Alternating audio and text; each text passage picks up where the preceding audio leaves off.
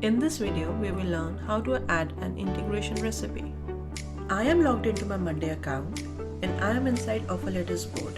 Now I want to generate my professional offer letters using data from offer letters board. For that, I have configured my Docketive view on the board and my data is ready in the main table. I will click integrate on the top. Search for Docketive. Docketive provides pre-built integration recipes to use according to your scenario. Here I will use this one. It's a pre-built template. When a button is clicked, I want to generate a document using Docketive view. I am adding a new column with the button in it. If you already have a button, you can select that column.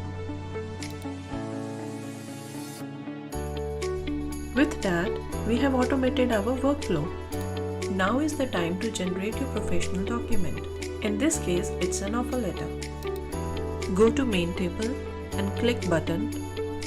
It will generate a document for you. Wow! Document has been generated. Click to open it.